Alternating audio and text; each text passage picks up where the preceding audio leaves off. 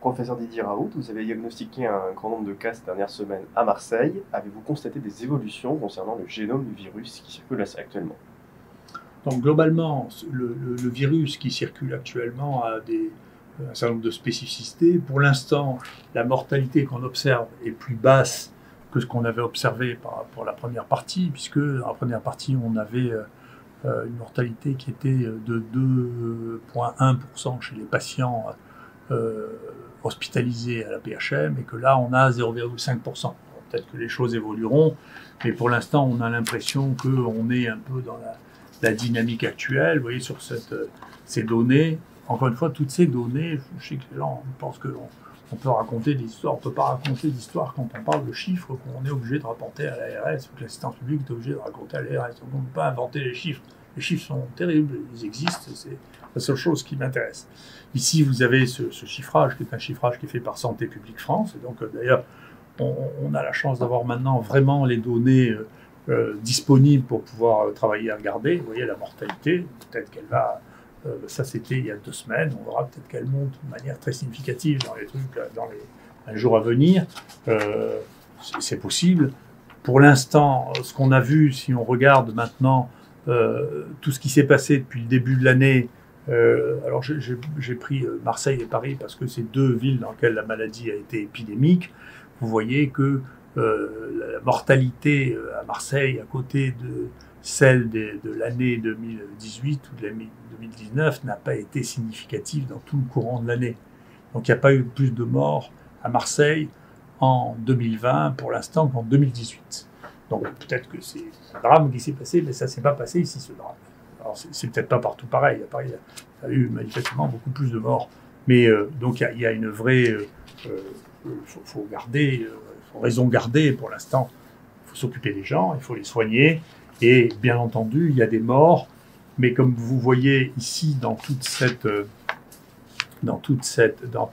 représentation, qui sont tous les morts qu'il y a eu à Marseille à l'assistance publique, vous les voyez par tranche d'âge. En réalité, cette malheureuse est morte avec le Covid, mais pas à cause du Covid. Et vous voyez les morts que nous avons eues à l'IHU, qui sont en rouge. Vous voyez, nous avons une personne qui est morte qui avait moins de 59 ans en tout. D'accord. Tout le reste, c'est ce qui a été traité ici. Donc, le reste, c'est l'assistance publique hors IHU.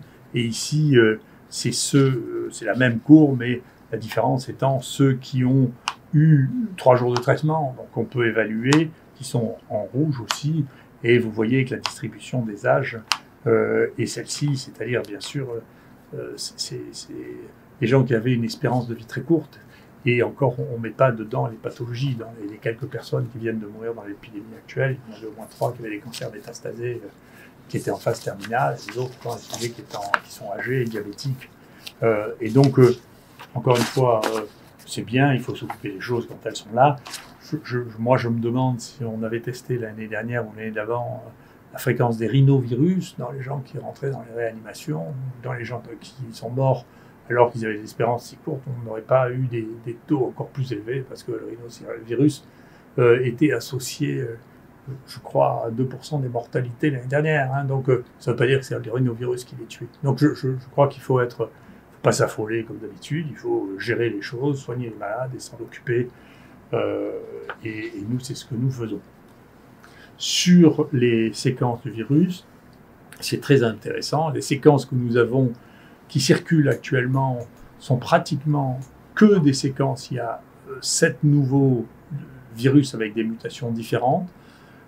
Aucun de ces virus ne circulait avant mai.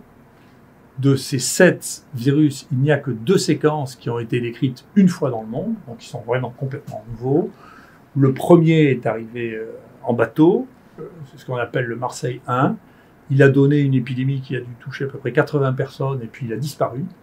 Et ces virus ont quelque chose en commun, ils ont des mutations, ils ont des mutations que l'on voit dans les génomes qui se dégradent. C'est-à-dire, il y a une mutation d'une base que l'on voit quand les génomes ne sont plus réparés. Et donc, il y a une augmentation considérable de la variabilité du virus actuellement. Elle est beaucoup plus variable, 10 fois plus variable maintenant que ce que l'on avait dans tous les génomes que nous avions avant mai.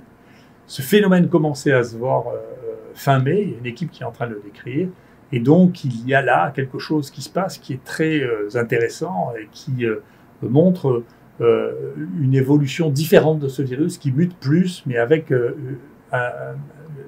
apparemment dégradation qui explique peut-être, si les choses continuent comme ça, une sévérité différente d'un virus à l'autre. Enfin, il vient de sortir quelque chose qui répondra peut-être aux inquiétudes concernant le phénomène étrange de ce virus, c'est qu'une équipe est en train de mettre en évidence que ce virus a été parasité par un petit bout de gène, on appelle les éléments mobiles, que nous on a décrits chez les virus, qui ont été les premiers décrits chez les virus qui s'appellent les transpovirons, et qui vient de virus d'insectes, et qui est venu se mettre sur ce virus. Donc c'est probablement pas du tout une manipulation volontaire, la nature fait beaucoup plus de manipulation que les hommes, l'imagination terrible, la nature. Et donc ce transfert latéral de gènes vers des tout petits virus, comme ça, est quelque chose qui n'était pas décrit clairement.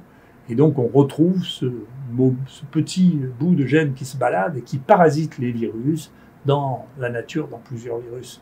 Et donc c'est un nouveau phénomène biologique que l'on observe, qui existe probablement depuis des centaines de millions d'années, qui est que l'évolution ne se fait pas du tout d'une manière darwinienne, c'est-à-dire de petite mutation en petite mutation, mais avec des sauts de morceaux génétiques de l'un à l'autre. Qu'y a-t-il de particulier concernant les analyses de biologie médicale que vous effectuez sur les patients hospitalisés? Alors, Laurence Camoin est professeure d'hématologie spécialisée dans les troubles de la coagulation. Elle va vous dire ce qu'elle trouve actuellement. Merci, monsieur. Bien, ce virus est associé, on sait depuis le début, à des troubles de l'hémostase avec des modifications des paramètres de la coagulation et des manifestations cliniques sévères avec des embolies pulmonaires et des événements thrombotiques. Parmi les nombreuses anomalies qui ont été identifiées, on a décrit pendant la phase aiguë, notamment chez les patients en réanimation, la présence à un taux élevé de patients avec des lupus anticoagulants circulants. Ces anomalies exposent à un risque thrombotique et actuellement, on ignore le rôle de ces anomalies dans la survenue des complications thrombotiques. On a très récemment, on s'est intéressé aux patients qui ont développé un Covid durant la période estivale, du mois de juin au mois d'août, fin août, et on a décrit une prévalence de ces anomalies à la hauteur de 60% chez les patients hospitalisés, dans ce qui correspond à ce qui avait été précédemment décrit, et très intéressant, chez 25% des patients qui étaient gérés en ambulatoire, c'est-à-dire non hospitalisés. Donc le rôle actuel de ces anticorps reste encore à démontrer, mais c'est un point d'appel qui pourrait peut-être participer aux événements thrombotiques observés. Et qu'est-ce que cela change concernant le traitement des patients? Alors, on a des travaux qui ont démontré que l'hydroxychloroquine avait un intérêt chez des patients porteurs de ces anomalies biologiques, avec notamment une diminution du taux de ces anticorps chez des patients et, dans certains travaux, une diminution du risque d'événements thrombotiques. Ces données cliniques sont d'ailleurs confirmées par des modèles in vitro et des modèles animaux. Donc, en pratique, si vous voulez, c'est un élément de plus qui n'est pas étonnant, si vous voulez, parce que si on donne de l'hydroxychloroquine chez les gens qui ont un lupus, et que ça s'appelle un lupus anticoagulant, c'est pas tellement étrange. C'est des anticorps qui sont, on appelle les anticorps antiphospholipides essentiellement, qui sont en cause, sont des anticorps des auto-anticorps, c'est-à-dire c'est de l'auto-immunité, et le Plaquenil a été un des tout premiers traitements avec la corticothérapie de l'auto-immunité. Si les deux traitements sur lesquels les gens qui n'ont pas d'excitation symbolique sont d'accord, c'est que la cortisone joue un rôle à un moment et que l'hydroxychloroquine joue un rôle à un moment. Et ça, c'est probablement du fait de ces réactions auto-immunes qui sont entraînées par cette maladie. Ce qui amène à réfléchir, et je voudrais bien qu'on sorte des querelles symboliques un peu étonnantes, pour revenir à maintenant, il y a la moitié du monde qui recommande l'hydroxychloroquine dans le traitement du Covid. Il y a aux États-Unis un État sur deux qui recommande l'utilisation d'hydroxychloroquine. Il y a une revue très bien faite qui vient de sortir dans l'American Journal of Medicine, qui est un des 4 ou 5 meilleurs journaux de médecine aux États-Unis, qui recommande l'hydroxychloroquine. Il faut arrêter de penser que c'est une lubie qui m'est propre, c'est un médicament qui a toutes les raisons d'être prescrit, il est totalement anodin en dépit des folies qui ont pu atteindre et culminer avec le Lancet Gate. Il a été prescrit chez peut-être 2 milliards de personnes. Il est utilisé dans des indications chez des patients qui ont des anticorps antiphospholipides depuis très longtemps. On sait que les gens d'ailleurs qui ont ces maladies inflammatoires et qui prennent du Plaquenil sont plus protégés du Covid que les gens qui ont un autre traitement. Donc on sait que ça les protège aussi. Enfin, les données se sont accumulées maintenant. Il y a 90 publications qui ont été faites, qui sont en préprint sur l'hydroxychloroquine, dont l'immense majorité montrent un avantage à l'hydroxychloroquine. Donc il est temps de laisser aux médecins la responsabilité de faire ce qu'ils doivent. Et compte tenu de l'ensemble des données, il n'y a pas une personne unique ou un comité unique à Paris qui peut décider qu'il a raison contre la moitié du monde. Il faut laisser les médecins faire leur choix, c'est ce que je pense et ce que je continue à penser.